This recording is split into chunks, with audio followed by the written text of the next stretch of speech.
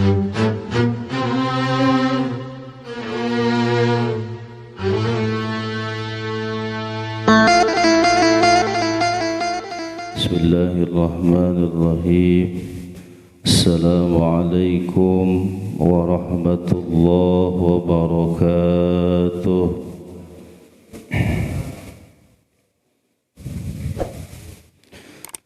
Alhamdulillahi rabbil alamin wa bihi nasta'in ala umurid dunya waddin. Salatu wassalamu ala ashrafil anbiya'i wal mursalin Sayyidina wa maulana Muhammadin wa ala alihi wa ashabihi ajma'in. Amma ba'd, fa ya ayyuhal hadirun wal hadirat rahimakumullah, ittaqullaha haqqa tuqatih wa la tamutunna illa wa antum muslimun. Faqad qala Allah ta'ala fi kitabihil karim wa huwa asdaqul qailin. A'udzu billahi minasy syaithanir rajim. Bismillahirrahmanirrahim. Wa 'ashiruhunna bil ma'ruf. Qala an-nabiy sallallahu alaihi wasallam,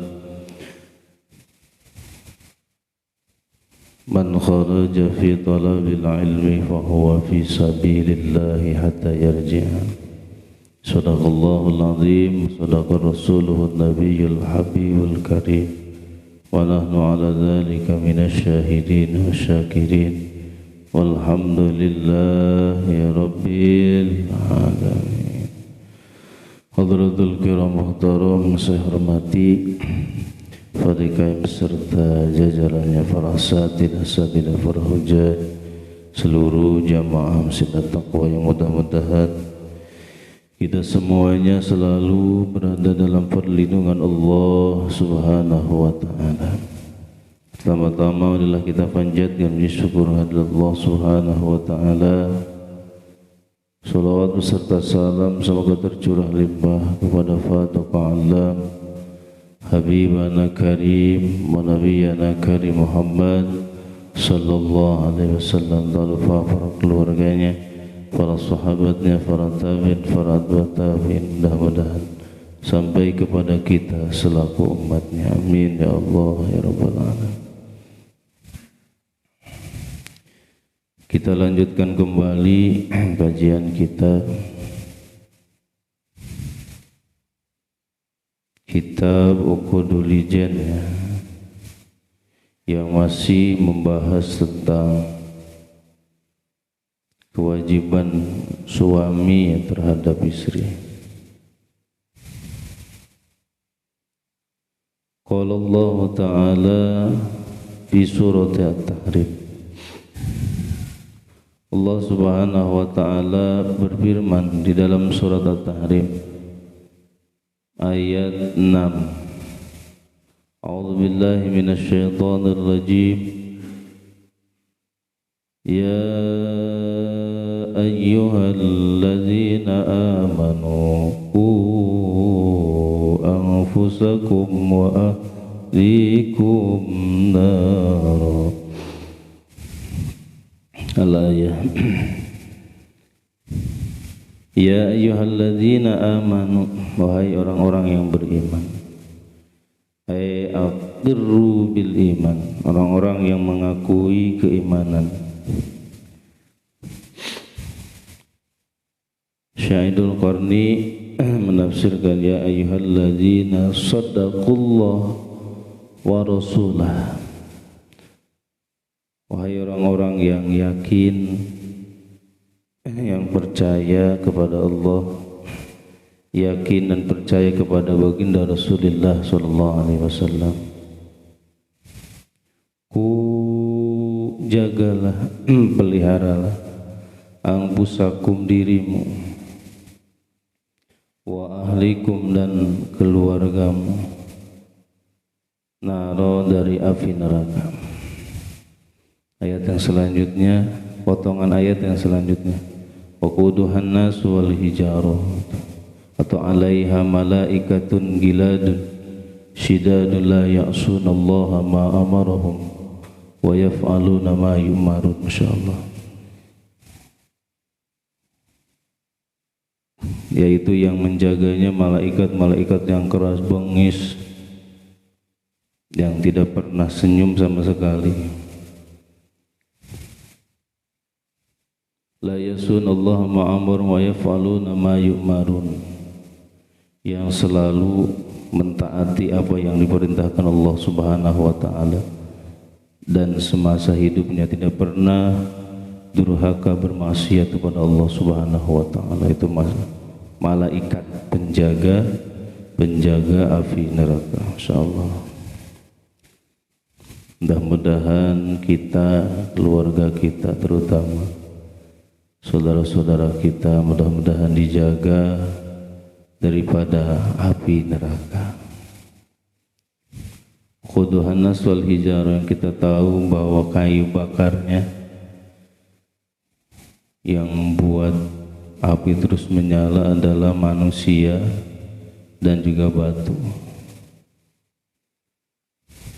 Makanya di sini dalam tafsir yang lain, tafsir Muyassar mengatakan hafidhu anfusakum bi fi'li ma amarakumullah wa tarki ma nahakum an. Jagalah dirimu, peliharalah dirimu dengan selalu menjalankan apa yang telah diperintahkan Allah, dan juga dengan jalan meninggalkan apa-apa yang dilarang Allah Subhanahu wa taala. Jadi cara menjaga diri kita supaya kita tidak terjerumus masuk ke dalam neraka yaitu dengan takwa. Juga kita diharuskan menjaga keluarga kita.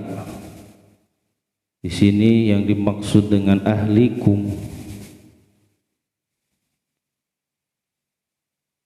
yaitu minan nisa wal aulad wa kulli man yadkhulu fi hadzal ismi, yaitu istri-istri kita, anak-anak kita, ini ahlikum ya.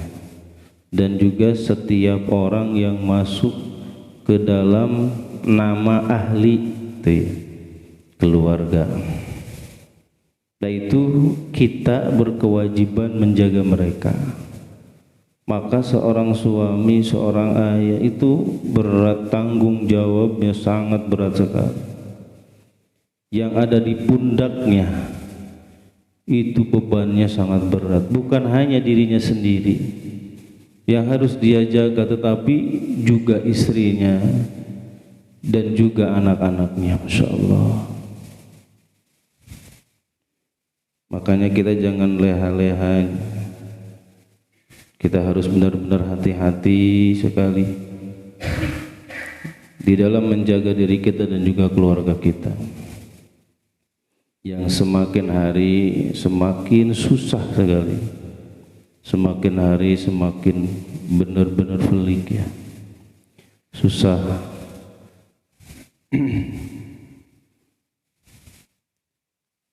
Selanjutnya qala at-tarjamanil Quran Sayyidina Abdullah ibn Abbas bima ada dalika, yang menerjemahkan Al-Quran yaitu Sayyidina Abdullah bin Abbas. Beliau memiliki tafsir yang namanya Tanwirul Mikbas atau dikenal dengan nama tafsir Ibnu Abbas, dan ini merupakan tafsir tertua gitu ya. Yang paling sering kita dengar paling tafsir Jalalain gitu ya. Tafsir Jalalain itu dikarang oleh dua imam itu ya, yaitu namanya Jalal duanya gitu, Jalaluddin Al-Mahali dan Jalaluddin Suyuti, itu dua imam besar. Di dalam tafsir Ibnu Abbas atau Tanwirul Mikbas, dalam memaknai potongan ayatku angbusakum wa ahlikum naro, ay faqihuhum ay allimuhum syara'i'al Islam. Ini sering sekali saya utarakan. Wa adibuhum ay allimuhum mahasinal akhlak. Jadi ada 2 poin. Jadi ada 2 poin yang harus kita garis bawahi. Yang pertama faqihuhum. Faqihuhum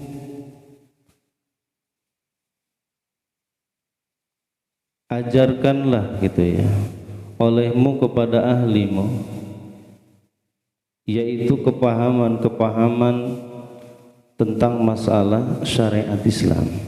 Alimuhum syara'i'al Islam, maksudnya gitu. Jadi kita nih, poin yang pertama, seorang suami, seorang ayah berkewajiban mengajarkan kepada keluarganya, istrinya, kepada anaknya, yaitu tentang syariat agama. Ya, tentang syariat agama. Dan kita ketahui tentang masalah syahadat, sholat itu ya, zakat, puasa, dan juga ibadah haji, yang dimana ini merupakan rukun ibadah. Dalam ilmu fikih ini termasuk rubu yang pertama, karena di fikih atau di syariat Islam itu ada 4 rubu, ada 4 bagian. Rubu yang pertama namanya rukun ibadah, di antaranya yang masuk tadi itu ya tentang masalah ibadah kita sehari-hari, tentang wudhu kita, tentang taharah, bersuci kita, sholat itu ya, juga tentang puasa, terus tentang zakat, dan terus tentang apa ibadah haji, umrah dan sebagainya.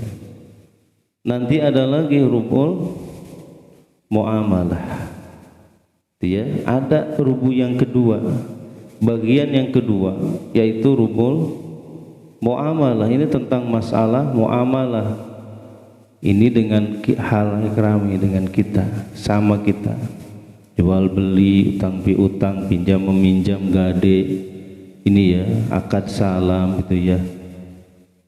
Nah, sekarang pesan memesan ini sekarang nih, itu diatur di rubu yang kedua tuh ya, di ilmu fikih rubu yang kedua. Ada rubu yang ketiga. Bagian yang ketiga di ilmu fikih itu membahas rubul munakahah. Ya, rubu yang menjelaskan di dalamnya tentang masalah pernikahan ini. Ya, pernikahan. Tentang masalah syarat sahnya gitu, rukun nikah itu.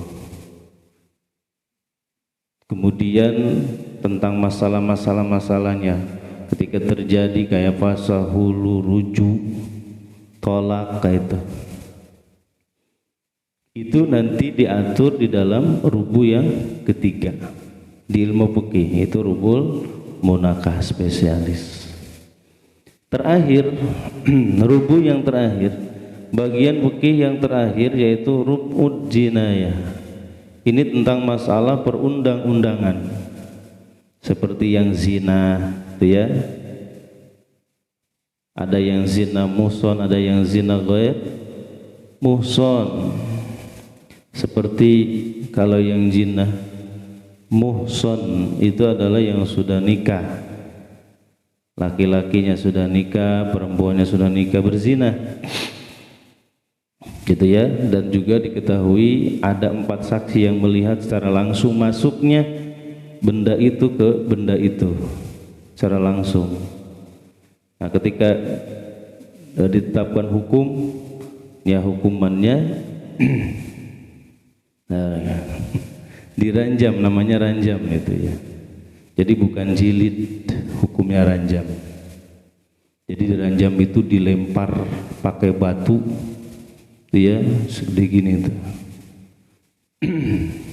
Itu sampai mati. Ada lagi ghair muhson. Kalau zina ghair muhson yaitu yang melakukan zinahnya belum menikah, masih perjaka. Kalau laki-laki, perempuan masih perawan, melakukan perzinahan yang belum nikah. Nah itu ketika ada saksi yang melihat, 4 saksi yang melihat secara langsung benar-benar gitu ya, ketika dihukumi itu dengan ranjam juga sama, cuma sampai 100 itu ya. Jadi dipukulnya itu 100, dilempar pakai batunya 100 kali. Itu mah mau mati mau hidup gitu. Kalau hidup ya masih diberi kesempatan berarti. Sebagaimana yang terjadi kepada putranya Sayyidina Umar dulu ya. Itu. Jadi dicekokin oleh orang Yahudi dengan minuman sampai mabuk dan sebagainya. Makanya kenapa miras khamar, minuman keras itu jadi biangnya kejahatan. Itu sampai enggak sadar. Kemudian ketika bertemu dengan perempuan, nah terjadilah itu ya. Itu ketahuannya mengaku sendiri karena sudah hamil. Pas ketika Sayyidina Umar berpidato di depan umum gitu, siapa saja yang ada berkaitan persangkutan masalah dengan saya atau keluarga saya, maka berdirilah. Maka si wanita yang hamil tadi berdiri mengacungkan telunjuk, masya Allah itu ya, sampai hamil. Kemudian diinilah anaknya Sayyidina Umar, masya Allah, padahal baik sekali itu ya. Itulah jahatnya orang-orang Yahudi ya, masya Allah. Sampai dihukum, sampai dihukum, diranjam gitu ya, 100. Cuma sebelum pertengahan eksekusi itu beliau mengatakan, si anaknya tadi mengatakan haus gitu ya, haus, wahai bapakku haus, insyaallah. Itu saking apanya? Saking adil-adilnya Sayyidina Umar, bahkan kepada anak sendiri seperti itu. Kalau hukum ya hukum hak ya harus ditegakkan seperti itu, insyaallah. Nah ini ya, jadi yang belum nikah namanya ghair muhsan itu diranjamnya 100 ya, 100 itu mau mati mau kagak gitu ya, insyaallah itu ya. Nah ada lagi yang namanya qadab. Kalau qadab itu menuding berzina ya, qadab itu menuding berzina, itu harus ada buktinya.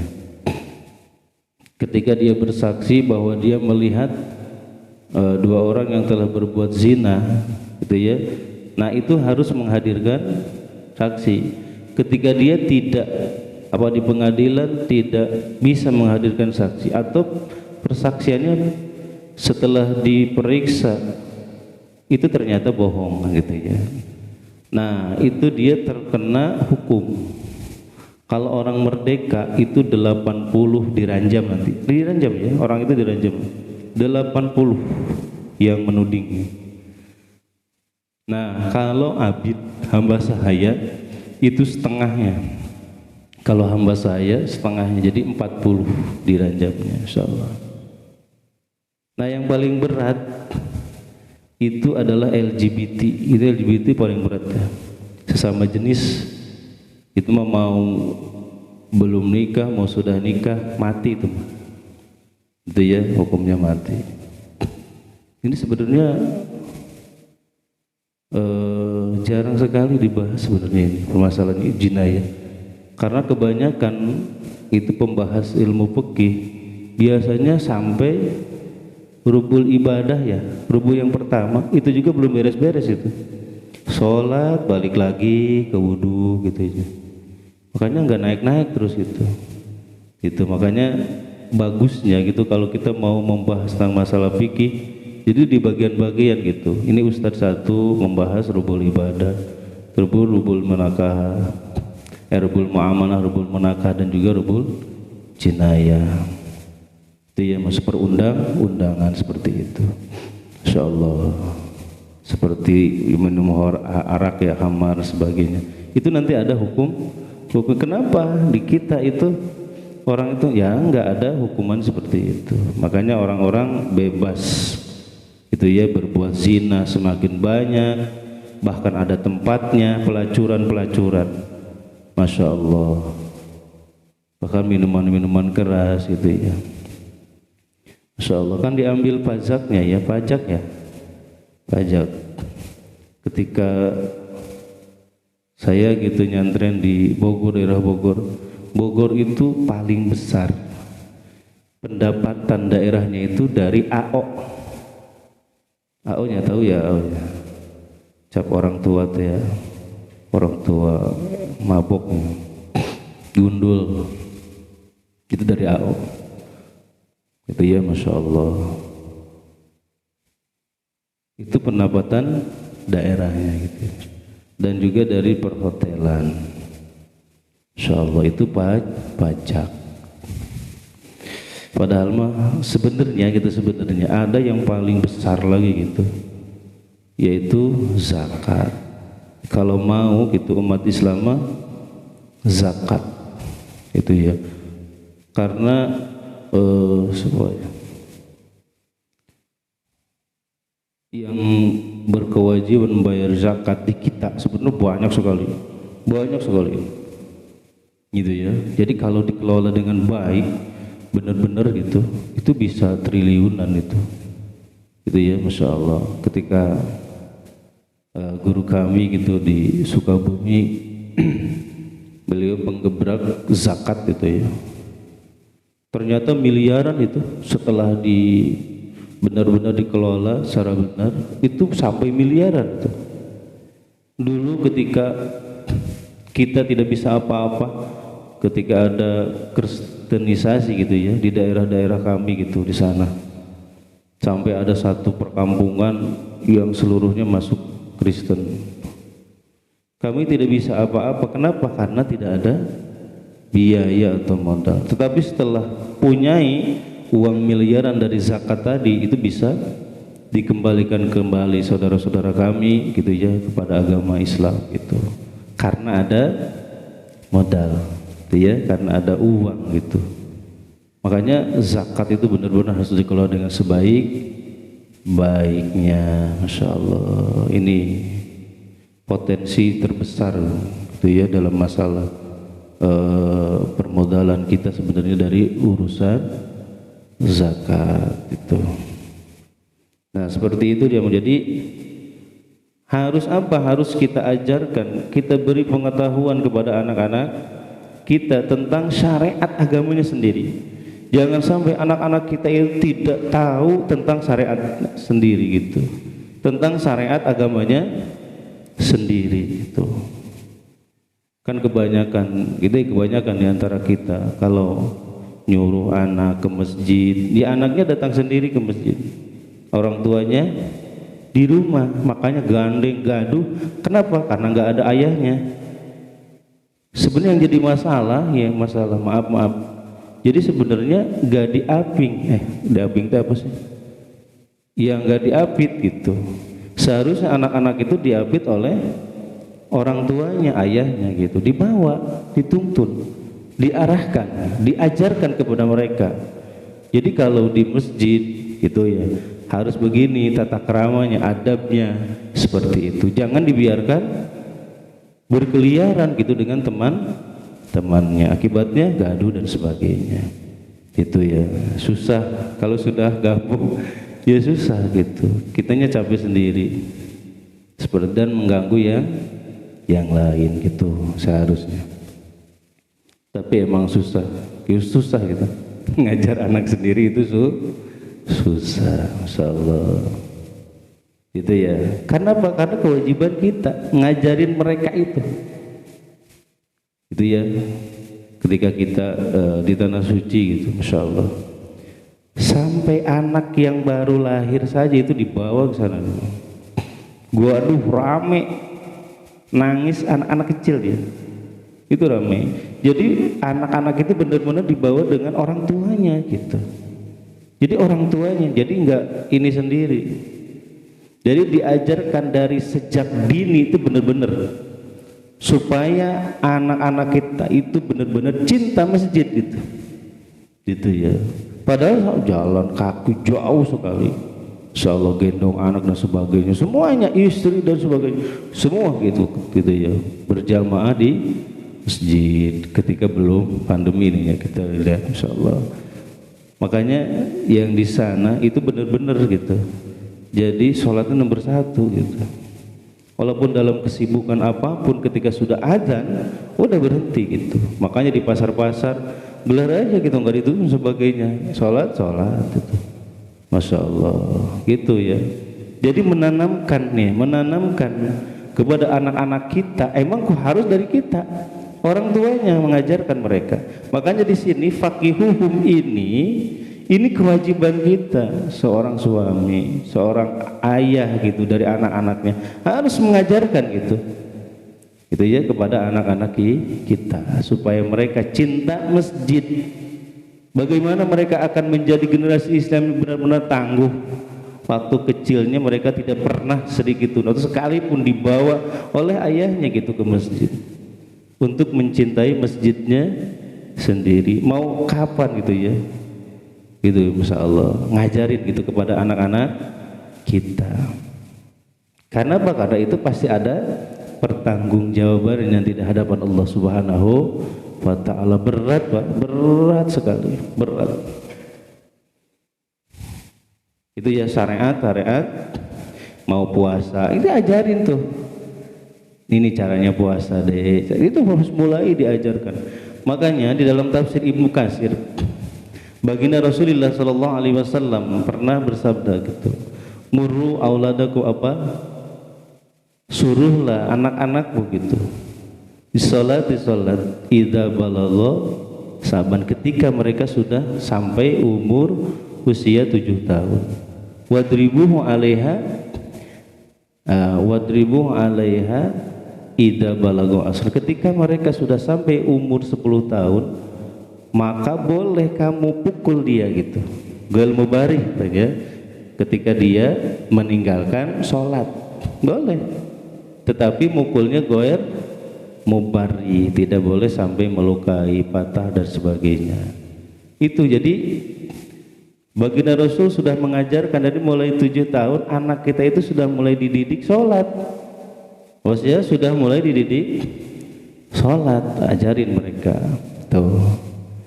Jadi ketika ada adzan, udah dulu HP-nya, udah dulu nonton TV-nya, yuk kita sholat gitu, walaupun di rumah dulu dan sebagainya.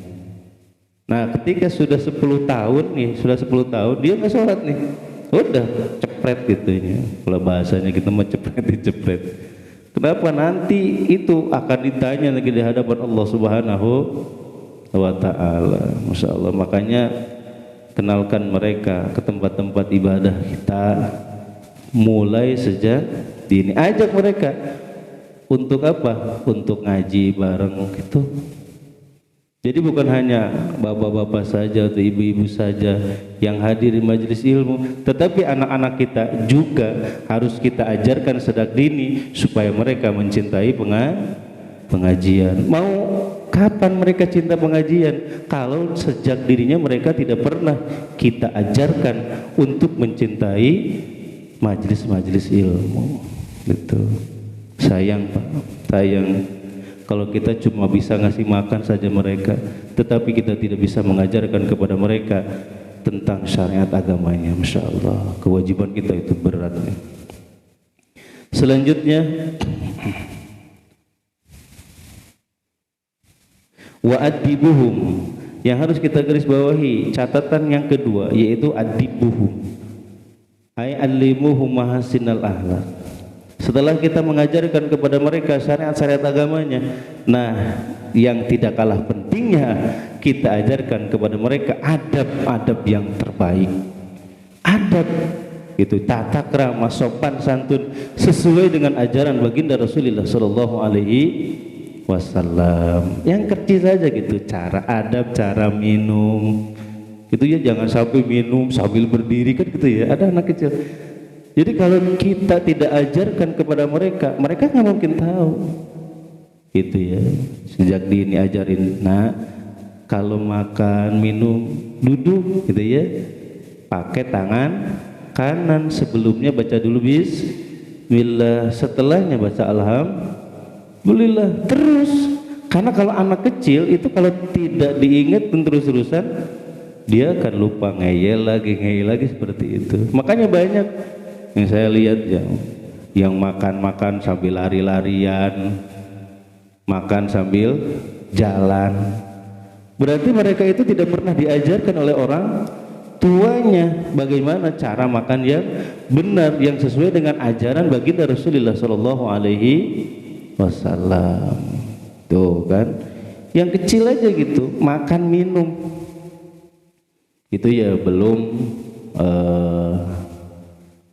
duduk gitu kan, tidur itu kan duduk tidur itu juga harus diajarin. Duduk kalau rame-rame sama orang tua bagaimana caranya, ketika orang tua di bawah kita gak boleh di atas kan gitu. Itu ajaran dia seperti itu. Ketika menghadapi yang sebaya dengan dia, bagaimana cara kita bergaul, yang lebih umurnya lebih tua darinya bagaimana caranya, yang lebih tua sekali gitu ya, bagaimana cara bergaul seperti itu, cara bicaranya dan sebagainya. Itu harus kita ajarkan kepada anak-anak kita supaya mereka memiliki adab, etika, tata krama, insya Allah. Karena itu penting Pak, penting sekali, penting. Dan sebagainya, masih banyak sebenarnya kalau kita bahas tentang masalah adab-adaban gitu ya. Dan terutama lagi cara apa megang Al-Quran sebagainya, itu penting juga. Jangan sampai kita pegang Quran di teng-teng kan gitu.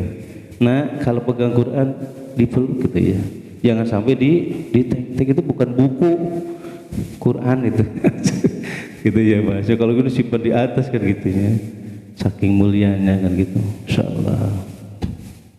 Apa disimpan di bawah, baca Qurannya di bawah kan gitu. Harus pakai meja di atas itu, menghadapnya nanti ke sebelah kiblat, menghadap. Jadi adab-adab seperti itu kita ajarkan secara benar gitu.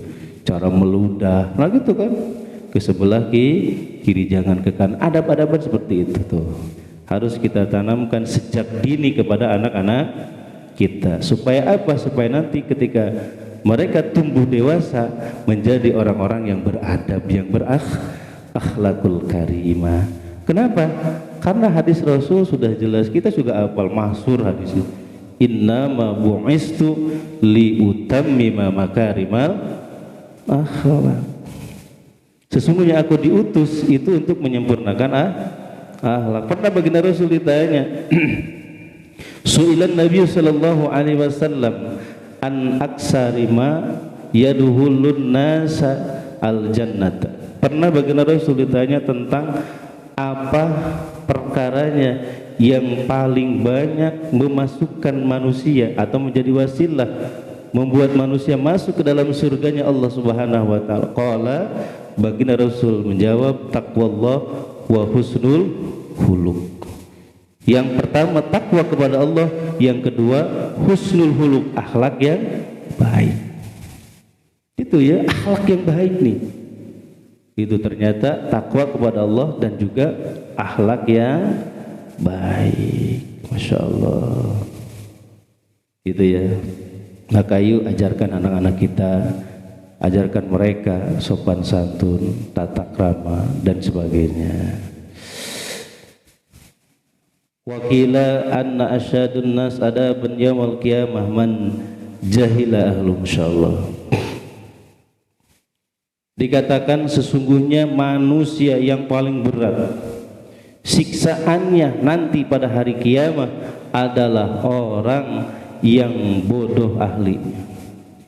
Gitu ya. Jadi nanti pada hari kiamat manusia yang paling terberat siksaannya pada hari kiamat yaitu manusia-manusia yang memiliki keluarga yang bodoh tentang masalah agama. Nauzubillah summa nauzubillah. Makanya jaga diri kita, jaga keluarga kita, jangan sampai kita terjerumus masuk ke dalam api neraka. Nauzubillah, subhanallah. Sekali lagi tanamkan kepada anak-anak kita, ajarkan kepada mereka syariat agamanya. Mudah-mudahan ada manfaatnya, nambah iman takwa kita pada Allah Subhanahu wa taala, dan juga mudah-mudahan Allah selalu memberikan keberkahan demi keberkahan untuk kita semuanya. Berkah sisa umur kita, berkah kasab dan usaha kita, berkah keluarga kita, mudah-mudahan jadikan keluarga yang sakinah mawaddah rahmah. Berkah anak-anak kita, mudah-mudahan jadikan anak-anak yang saleh dan saleha. Hajat-hajat kita, maksud-maksud kita, niat-niat kita yang baik, mudah-mudahan dikabul ijabah Allah Subhanahu wa taala. Bersangkutan di antara kita hakul adami, masalah-masalah yang kita hadapi, mudah-mudahan Allah memberikan kesabaran dan juga memberikan solusi jalan yang terbaik untuk kita semuanya. Terakhir, apabila ajal kita telah datang, mudah-mudahan ya Allah kami semuanya meninggal dunia dalam keadaan husnul khotimah. Amin ya Allah ya rabbal alamin. Syirul Fatihah. A'udzu billahi minasyaitonir rajim. Bismillahirrahmanirrahim. Alhamdulillahi rabbil alamin, arrahmanir rahim, maliki yaumiddin. Iyyaka na'budu wa iyyaka nasta'in. Ihdinas siratal mustaqim. Siratal ladzina an'amta 'alaihim ghairil maghdubi 'alaihim waladdallin. Raditu billahi rabban bil islam dinan bi Muhammadin nabiyya. Raditu billahi rabban bil islam dinan bi Muhammadin nabiyya. Raditu billahi rabban bil islam dinan bi Muhammadin nabiyya. Ashhadu an la ilaha illallah wa ashhadu anna Muhammadar Rasulullah.